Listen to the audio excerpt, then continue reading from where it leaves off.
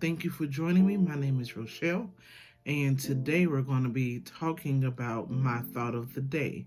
And my thought of the day is it before God gives you a strategy, he gives you an instruction. And if he has given you an instruction, he has a particular method in answering your prayer.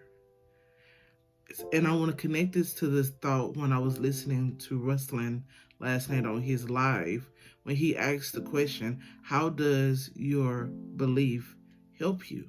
And it just made me think. It made me kind of contemplate. And instantly it dropped in my spirit or in my mind that when we have beliefs that don't help us grow, they actually lead us to cycles of dysfunction that later become strongholds.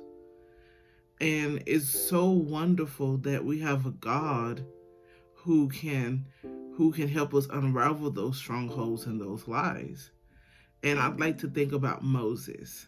And Moses had all these excuses about why he couldn't do it. And God sat there with him and he gave him the ability, he gave him support, he gave him the truth. And I wonder how many times in your life you have created lies or you've accepted lies or beliefs that are not even true.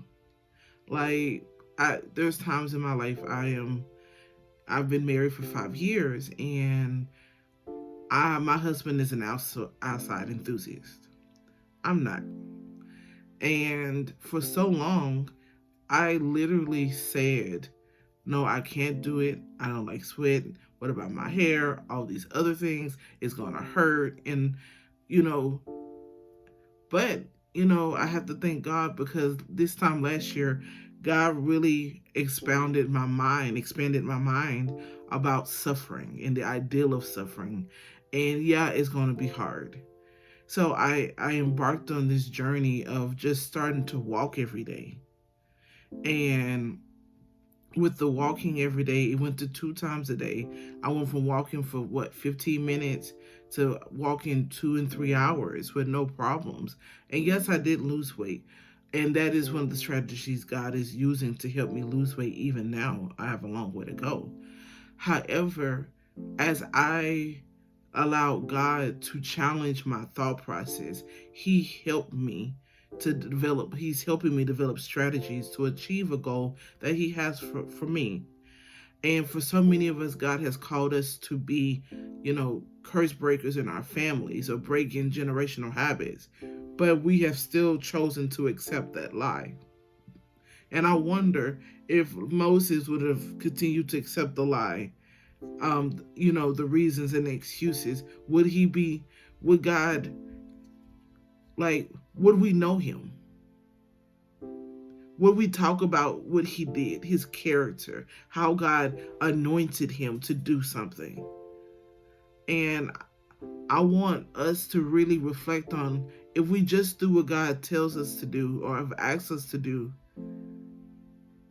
how many people could remember us and our families about being people of faith, but not only people of faith, people who accomplish things, and not necessarily for the world, but to make, for those around us to know it's possible. How God can use our lives and our obedience to bring people to Christ. And in the story of Moses, the children of Israel did not believe in this God. They were so desperate to get out from under Pharaoh and Egyptian rule that they just did what the man said. Yes, angrily, yes, complaining the whole time. But could you imagine God using your faith to help someone else? Helping your sister or your friend or a coworker.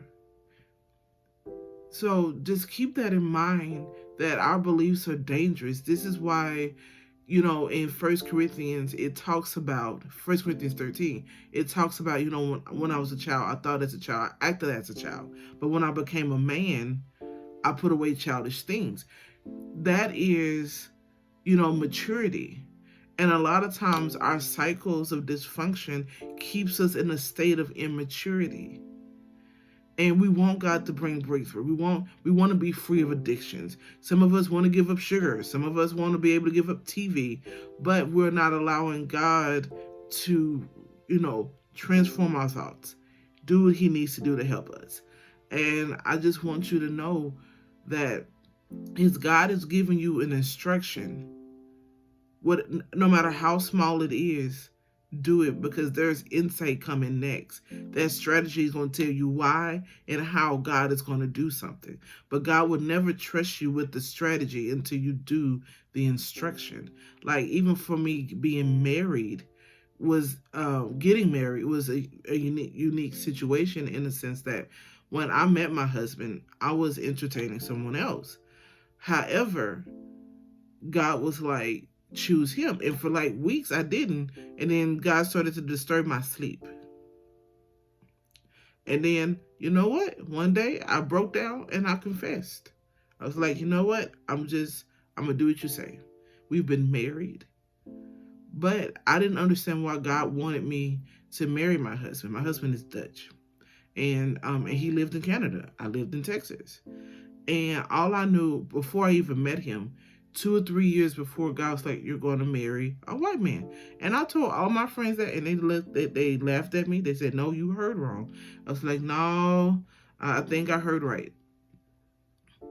And if I wasn't obedient to that word, and I wasn't obedient in talking and choosing to give my husband a chance, I would never be here. Because now God gave me an insight to why. He said, I'm going to use your marriage. I'm going to use you as a bridge. Some of our marriages are not for us, but it's also for the people we encounter that we would never otherwise encounter. So remember, there is a strategy and a reason why He has told you to do everything. So trust Him. Remember that God loves you. He hears you. He's praying for you. I'm praying for you. And I hope this encourages you. Have a great day.